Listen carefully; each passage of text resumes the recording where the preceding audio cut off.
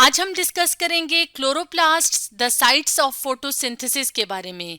यानी जो क्लोरोप्लास्ट्स होते हैं तो वो जगह होती है जहाँ पे फोटोसिंथेसिस का प्रोसेस होता है। फोटोसिंथेसिस का प्रोसेस जिसमें कि प्लांट्स जो हैं वो क्या करते हैं, अपना फूड प्रिपेयर करते हैं और साथ ही साथ ऑक्सीजन गैस रिलीज करते हैं। तो क्लोरोप्लास्ट्स क्या हैं? सेल ऑर्गेनल्स हैं जो कि प्लांट्स में मौजूद होते हैं। इसके अलावा ये एल्गी जो कि छोटे छोटे से ऑर्गेनिजम्स होते हैं तो उनके सेल में भी ये क्लोरोप्लास्ट्स मौजूद होते हैं। तो हम अपने सामने इस इमेज में देख रहे हैं कि यहाँ पे जो है वो प्लांट दिखाया हुआ है। प्लांट का एक पार्ट लीव का अगर एक सेल बड़ा करके देखें तो इसमें हम देख रहे हैं कि हमें मुख्तलिफ पार्ट्स नजर आ रहे हैं, यानी मुख्तलिफ ऑर्गेनल्स नजर आ रही हैं। तो यहाँ पे ये जो ग्रीन ग्रीन कलर की ऑर्गेनल्स हैं ये क्या हैं? ये हैं क्लोरोप्लास्ट्स, जिसको अगर हम एक को बड़ा करके देखें तो इसमें हम जो है ये इस तरह का स्ट्रक्चर देख रहे हैं। तो आज की वीडियो में हम देखेंगे कि क्लोरोप्लास्ट जो है इसमें कौन कौन से पार्ट्स होते हैं और किस तरह से ये फोटोसिंथेसिस का जो है वो साइट होती हैं, यानी ये जगह होती हैं जहाँ पे फोटोसिंथेसिस का प्रोसेस होता है। तो इसके लिए हम देखेंगे यूट्यूब का चैनल लिंडसे डब्ल्यू और इसकी एक वीडियो की मदद से हम देखेंगे कि क्लोरोप्लास्ट में कौन कौन से जो हैं वो पार्ट्स शामिल होते हैं। तो हम इस एनिमेशन को प्ले कर लेते हैं और स्क्रीन को बड़ा कर लेते हैं। जैसे हम यहाँ पे देख रहे हैं कि ये क्या है, क्लोरोप्लास्ट। ये बाहर जो झिल्ली सी मौजूद है यानी कवरिंग सी मौजूद है। थोड़ा सा अगर हम फिर रिवर्स करें यहाँ पे तो हम देख सकते हैं कि ये बाहर जो है ये कवरिंग सी मौजूद है। और ये बाहर जो कवरिंग होती है ये कितनी मेम्ब्रेन्स होती हैं? 2 मेम्ब्रेन्स। जैसे यहाँ पे अगर हम अपने सामने इस इमेज में देखें तो यहाँ पे हमें ये जो बाहर नजर आ रही है तो इसको हम कहते हैं कि ये क्या है? आउटर मेम्ब्रेन है जो डार्क ग्रीन कलर में शो की हुई है।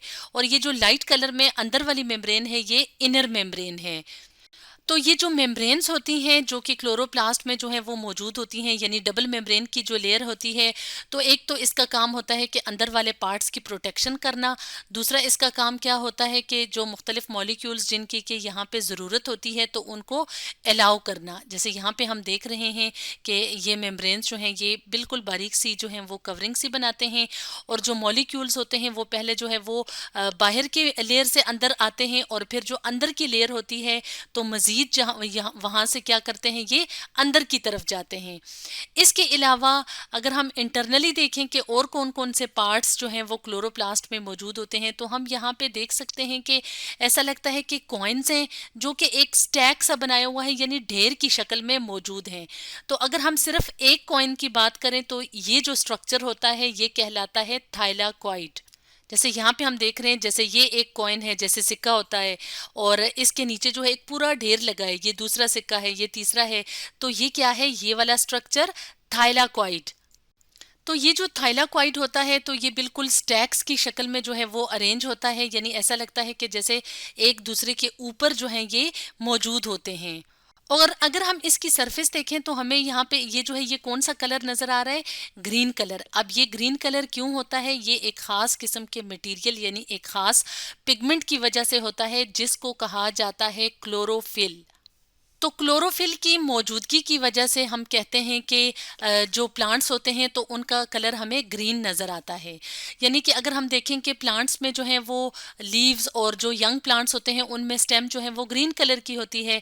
तो इसका मतलब ये है कि जो प्लांट के सेल्स होते हैं तो उसमें बहुत ज़्यादा तादाद में क्लोरोप्लास्ट्स मौजूद होते हैं। तो जितने ज़्यादा क्लोरोप्लास्ट्स होंगे उतना ही उनमें ये ग्रीन कलर का पिगमेंट जिसको क्लोरोफिल कहते हैं ये मौजूद होता है। अब हम दोबारा से इस एनिमेशन को प्ले कर लेते हैं और यहाँ पे हम देखते हैं कि ये क्या है? ये क्लोरोफिल है जो कि ग्रीन कलर का पिगमेंट होता है, जो कि थाइलाकॉइड की जो मेम्ब्रेन्स हैं तो उनमें ये पिगमेंट जो है वो मौजूद होता है।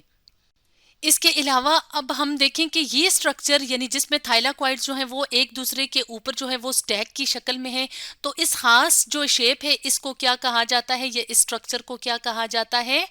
तो ये वाले जो स्ट्रक्चर्स होते हैं ये कहलाते हैं ग्रेना। ग्रेना का क्या मतलब है? यानी कि जैसे कि ये एक जो है इसको हम कहेंगे ग्रेनम और ये जो ज्यादा सारे जब हम इनका जिक्र करेंगे इन स्ट्रक्चर्स को ये तो ये कहलाएंगे ग्रेना। तो ये जो थाइलाकॉइड्स हैं ये एक दूसरे के ऊपर स्टैक्स की शक्ल में जो खास शेप बनाते हैं तो इनको हम कहते हैं कि ये क्या है? ग्रेना है जब ज्यादा सारे होते हैं। और अगर हम एक का जिक्र करेंगे तो वो क्या कहलाएंगे? ग्रेनम। इसके अलावा यहाँ पे हम देख रहे हैं कि ये इंटरकनेक्टेड जो हैं ये स्ट्रक्चर्स हैं, यानी कि जो ग्रेनम को एक दूसरे से मिला रहे हैं। तो इन स्ट्रक्चर्स को कहा जाता है लैमेला, यानी जो कि ग्रेनम को आपस में मिलाते हैं। इसके अलावा यहाँ पे जो है वो फ्लूइड पार्ट होता है, फ्लूइड पार्ट जो है वो उसको कहा जाता है स्ट्रोमा। और स्ट्रोमा में मौजूद होते हैं मुख्तलिफ एंजाइम्स, जो कि जब फोटोसिंथेसिस का प्रोसेस हो रहा होता है तो उसमें ये एंजाइम्स जो हैं वो मदद देते हैं। तो यहाँ पे अगर हम इस डिटेल इमेज की मदद से देखें तो हमने मुख्तलिफ स्ट्रक्चर्स देखे, जैसे कि डबल मेम्ब्रेन देखी। इसके अलावा यहाँ पे ये स्ट्रोमा मौजूद है जो फ्लूइड पार्ट है, और फ्लूइड पार्ट में ये वाले जो इंटरकनेक्टेड जगह हैं जिन्हें हमने लेमिला कहा, या इसको हम स्ट्रोमा लेमिला भी कहते हैं, जो कि ग्रेनम को आपस में मिलाने का काम करते हैं। जब इस एक स्ट्रक्चर की बात करेंगे ये ग्रेनम कहलाएगा, और ये जो कॉइन लाइक स्ट्रक्चर्स हैं ये थाइलाकॉइड्स हैं। और इसके अलावा मेम्ब्रेन के आपस में यानी आउटर और इनर मेम्ब्रेन में जो खाली स्पेस पाई जाती है उसको इंटर मेम्ब्रेन स्पेस कहा जाता है। तो दोबारा से इस एनिमेशन को प्ले करते हैं। तो यहाँ पे जो है ये जो जगह होती है यानी जो क्लोरोफिल मौजूद होता है, तो उसमें क्या होता है, उसकी मौजूदगी की वजह से फोटोसिंथेसिस का प्रोसेस होता है जिसमें कि फूड मॉलिक्यूल्स बनते हैं। और साथ ही साथ थोड़ा सा इसको अगर हम रिवर्स प्ले करें तो ये जो डार्क ग्रीन कलर के हैं ये फूड मॉलिक्यूल्स हैं, और ये जो ब्लू कलर के हैं ये क्या हैं, ऑक्सीजन के मॉलिक्यूल्स। और ऑक्सीजन के मॉलिक्यूल्स जब बन जाते हैं तो ये रिलीज हो जाते हैं। तो ये जो प्रोसेस होता है जिसको हम फोटोसिंथेसिस का प्रोसेस कहते हैं, जो कि इस क्लोरोफिल की वजह से यानी क्लोरोप्लास्ट में जो क्लोरोफिल होता है तो उसकी मौजूदगी की वजह से फोटोसिंथेसिस का प्रोसेस होता है। तो इसको हम एक और डिटेल्ड इमेज की मदद से भी देख लेते हैं।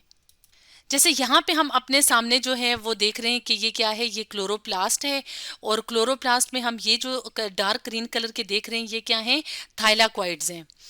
और ये जो पूरा स्ट्रक्चर है ये ग्रेनम कहलाता है। सॉरी, इस स्क्रीन को हम थोड़ा सा ठीक कर लेते हैं। तो ये जो पूरा स्ट्रक्चर है ये क्या कहलाता है, ग्रेनम कहलाता है। और इसके अंदर जो है वो मतलब इस स्ट्रक्चर में क्या है, क्लोरोफिल मौजूद होता है। तो क्लोरोफिल जो है वो मदद देता है लाइट की एब्जॉर्प्शन में।